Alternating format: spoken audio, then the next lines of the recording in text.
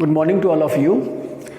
आज हम डिस्कस करने जा रहे हैं वेव मोशन में एक बेहतरीन कॉन्सेप्ट, वो है कॉन्सेप्ट ऑफ फेज। यानी फेज के बारे में हम आज समझेंगे, उसके बारे में क्या फेज होता क्या है, फेज डिफरेंस क्या होता है, टाइम के फॉर्म में फेज का कॉन्सेप्ट क्या होता है और पाथ डिफरेंस के फॉर्म में फेज के बारे में क्या होता है, इसके बारे में हम समझेंगे। इससे पहले हम वेव मोशन में हार्मोनिक वेव के बारे में थोड़ा सा समझा था, उसका इक्वेशन देखा था, तो उसी को लेकर हम आगे बढ़ते हैं और सीखेंगे कॉन्सेप्ट ऑफ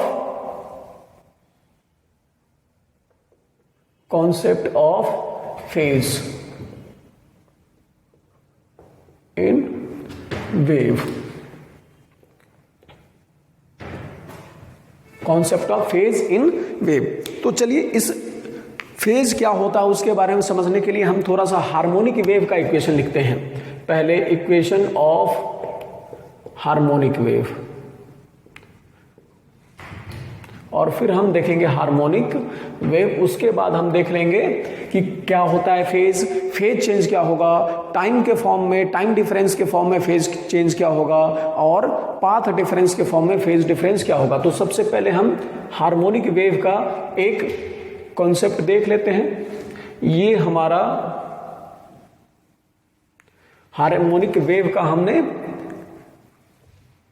ग्राफ या इक्वेशन हमने ग्राफ ड्रॉ किया है, जो इस डायरेक्शन में डिस्टरबेंस को रिप्रेजेंट करेगा, वर्टिकल यानी वाई डायरेक्शन में रिप्रेजेंट करेगा डिस्टरबेंस को। अब यह डिस्टरबेंस क्या हो सकता है? यह डिस्टरबेंस हो सकता है डिस्प्लेसमेंट, यह डिस्टरबेंस हो सकता है प्रेशर, यह डिस्टरबेंस हो सकता है आपको डेंसिटी, और यह डिस्टरबेंस हो सकता है इलेक्ट्रिक फील्ड और मैग्नेटिक फील्ड। इस दोनों में से कोई सारे, ये सारे डिस्टरबेंस हो सकते हैं जिसको हम वर्टिकल डायरेक्शन में या फिर वाई एक्सिस में रिप्रेजेंट करेंगे। इस डायरेक्शन में क्या होगा, जो हॉरिजॉन्टल डायरेक्शन है उसमें हम लिखेंगे एक्स को और टी को। टी यानी एक तरह से एक्स, और हम चाहे तो टी भी यहां पर मेंशन कर सकते हैं। देखिए, ठीक है। अब हम आगे बढ़ते हैं। ये हमारा है हार्मोनिक वेव का। इसमें हम एक कॉन्सेप्ट लेते हैं कि ये तो हमारा डिस्टरबेंस हो गया, और इस डायरेक्शन में जो हमारा वेरिएबल है यहाँ पे वह एक एक्स है और दूसरा टाइम है। तो इसको जब हम कॉन्सेप्ट ऑफ फेज के बारे में बात करेंगे तो पहले तो मैं यहाँ पे इक्वेशन लिख लूं जो हार्मोनिक वेव के इक्वेशन को रिप्रेजेंट करेगा। ए sine omega T minus K X plus 5i। ठीक है, यहां जो हमने इक्वेशन लिखा है y equal to A sine omega T minus K X plus 5i, यह रिप्रेजेंट करता है वेव के इक्वेशन, हार्मोनिक वेव के इक्वेशन को। इसमें ए क्या है? ए है amplitude,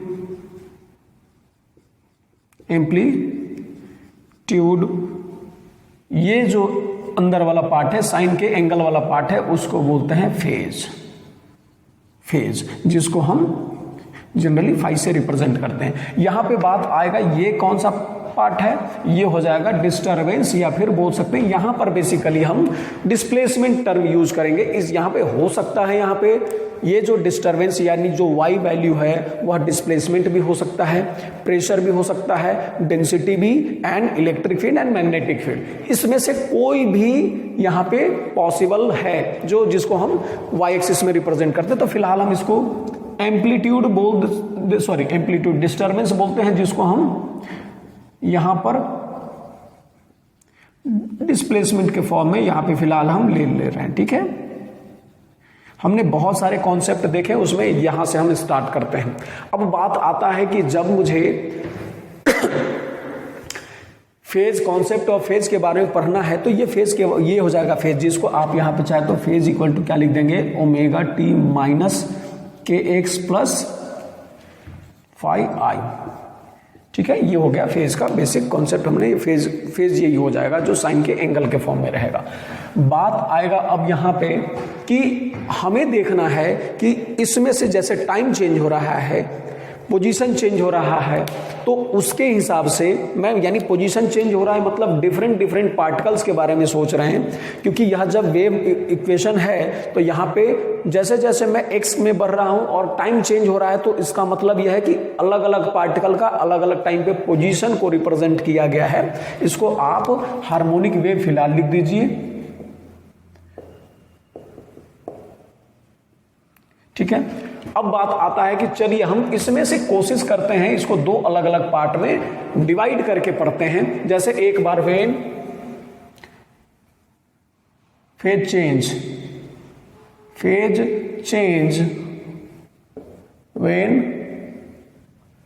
when x is constant,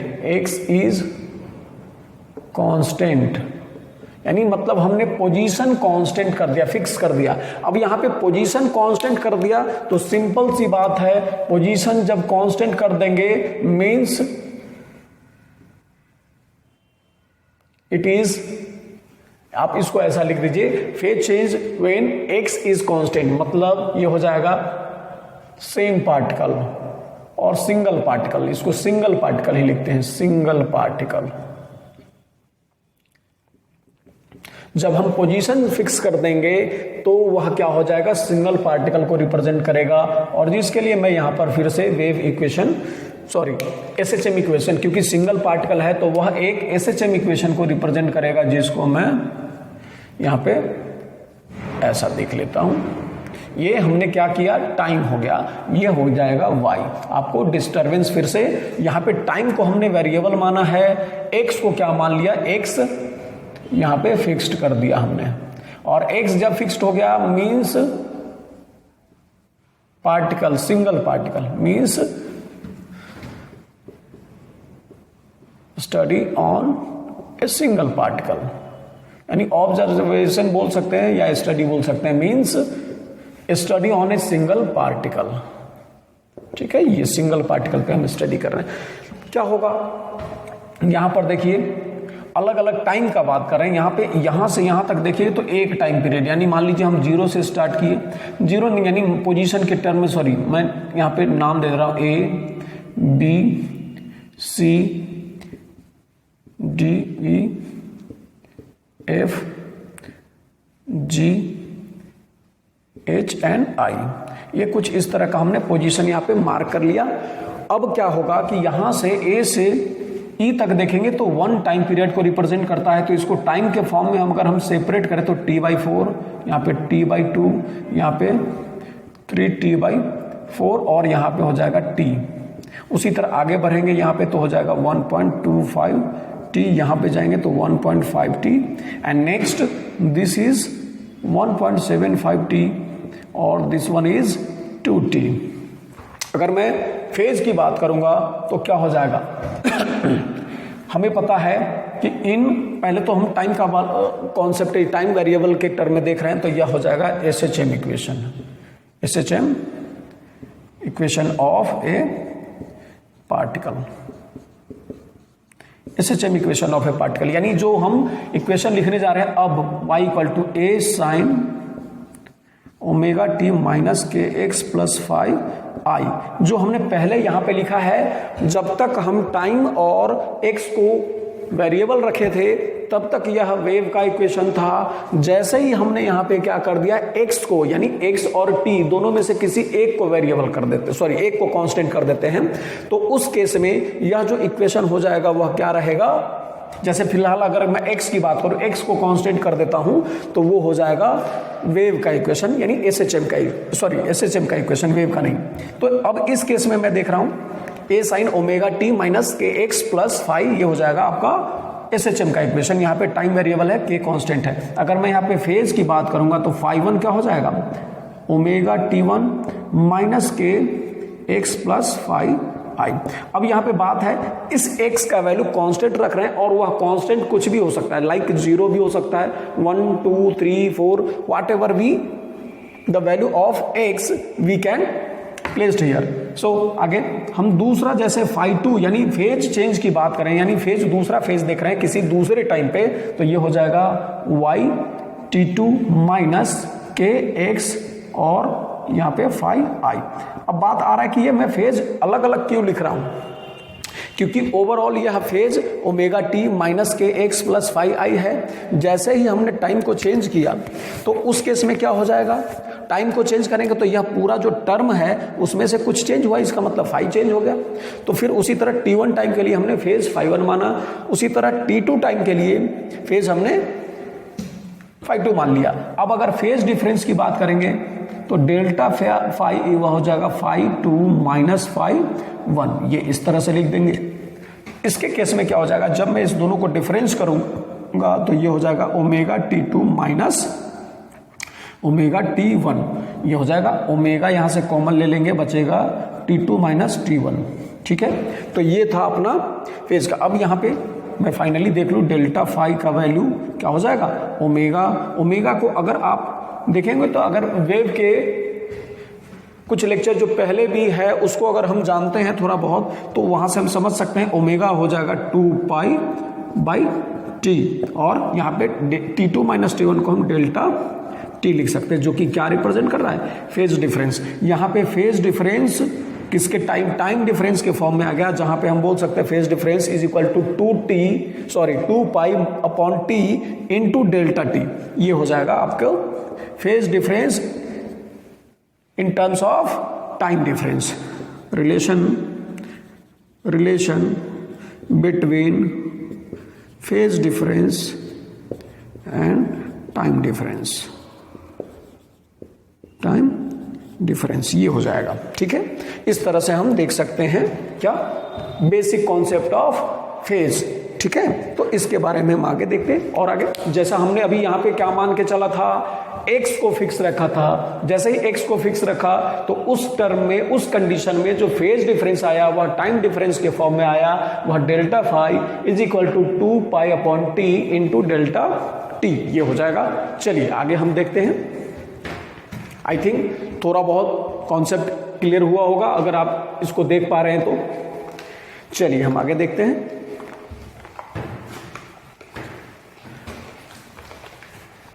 दूसरा टर्म है, जब हम यहां पे थोड़ा सा देखते हैं कि अगर हमने मान लिया कि दूसरा कंडीशन लेते हैं, when time is fixed. Time fixed का यहां सिंपल मतलब है, मींस कि अगर आप जो वेव हो रहा है, वेव मोशन देख रहे हैं, अचानक आपने एक स्क्रीनशॉट या जिसको स्नैपशॉट बोलते हैं, टेकिंग ए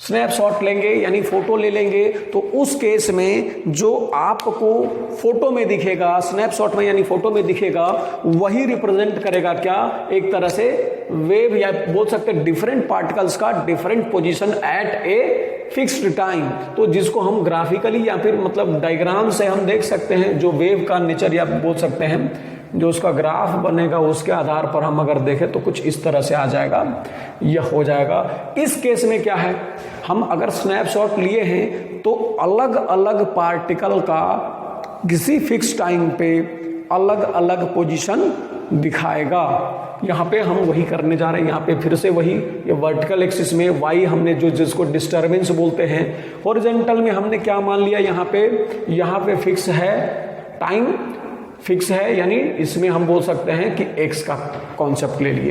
तो ये हो जाएगा एक तरह से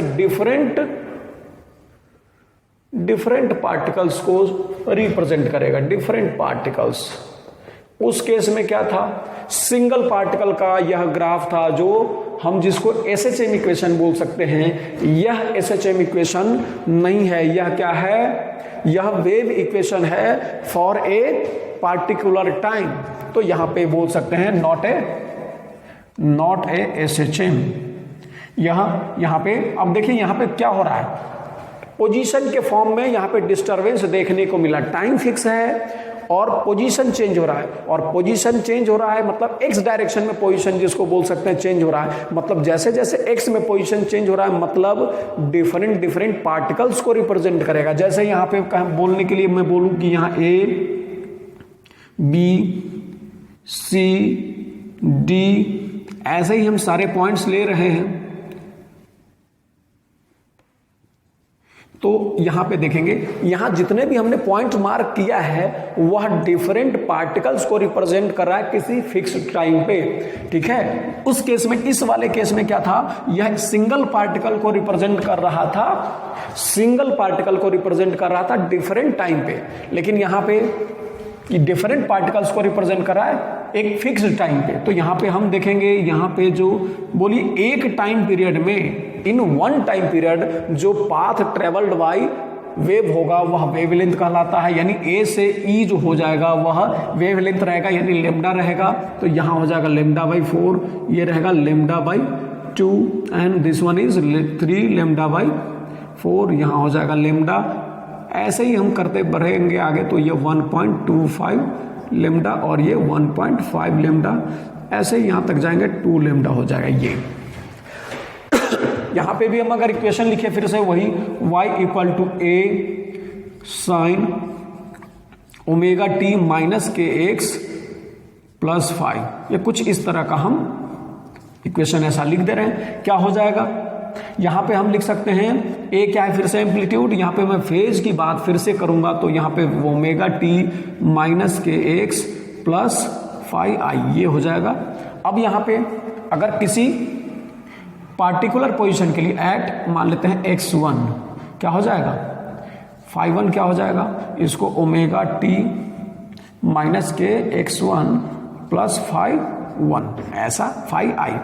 उसी तरह एट x2, यहां जो 5 देखेंगे वह उसको 2 नाम दे दीजिए, omega T minus K X plus 5i और यहां 2 रखेंगे। तो इस तरह से हम यहां पे फेज डिफरेंस लिख सकते हैं। क्या हो जाएगा, फेज डिफरेंस डेल्टा फाई, यह हो जाएगा क्या, 5 minus 5 which is also equal to K x1 minus के x2।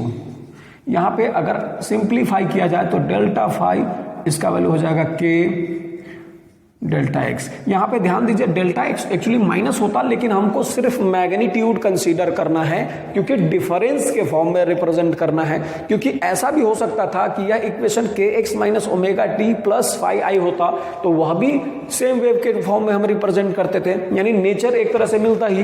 तो इसीलिए हम इसको यहाँ पे डिफरेंस के फॉर्म में बात करेंगे। और यह डेल्टा फाई का मतलब, या डेल्टा फाई को अगर आगे लिखा जाए तो के का वैल्यू कितना होता है, 2 pi upon lambda which is equal to which is, ये आप इसको ऐसा बोल सकते हैं, यह हो जाएगा phase difference in terms of path difference, relation between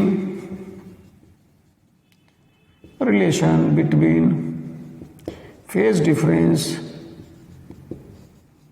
and path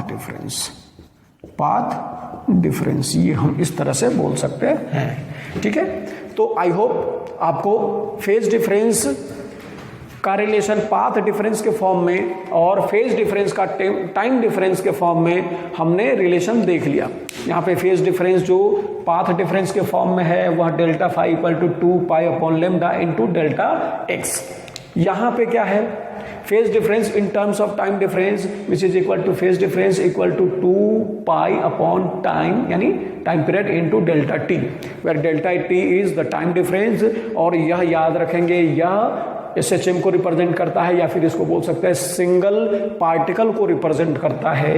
यह किसको रिप्रेजेंट करेगा, यह डिफरेंट पार्टिकल्स को रिप्रेजेंट करेगा। ठीक है, तो इस तरह से हम यहाँ पे देख सकते हैं। इस दोनों को अगर ध्यान में रखें तो बाद में हम इसका क्या कर सकते हैं, ये हमें फॉर्मूला याद रखना पड़ेगा दोनों, तब हम उसके बारे में कुछ और भी समझेंगे कि पार्टिकल कब सेम फेज में कहलाएगा, कब डिफरेंट फेज में कहलाएगा। तो इस दोनों के लिए ही हम ये चीजें, ये कॉन्सेप्ट देखेंगे। तो एक काम करते हैं, मैं इसको इरेज करता हूं, फिर आगे हम थोड़ा सा उसके बारे में समझेंगे कि कब पार्टिकल सेम फेज में रहेगा, अपोजिट फेज में रहेगा और डिफरेंट फेज में रहेगा।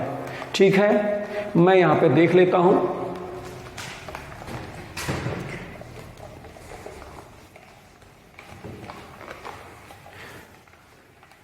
देखिए, सबसे पहले बात है कि सेम फेज में होने का मतलब क्या है, what is mean two particles or a single particle are in phase or in same phase।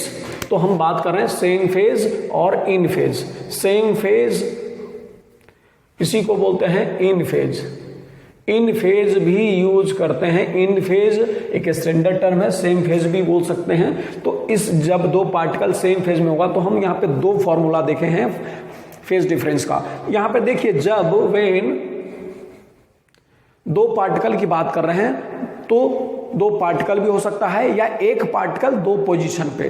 तो यहां पे ऐसा हो सकता है कि velocity at A is equal to velocity at B मान लेते हैं। सॉरी, यहां पे एक्चुअली क्या था, ए बी सी ई। तो उसी तरह acceleration of A and acceleration of E. उसी तरह और क्या बोल सकते हैं, हमने वेलोसिटी के बारे में देख लिया। एक्सेलरेशन के बारे में वेलोसिटी बोलिए, यहाँ पे वेलोसिटी, ना कि सिर्फ मैग्नीट्यूड नहीं, वेलोसिटी। और दूसरा displacement of A must be equal to displacement of E. Then this, if अगर इस कंडीशन को फॉलो कर रहा है, मतलब means particle at A and at E are in phase।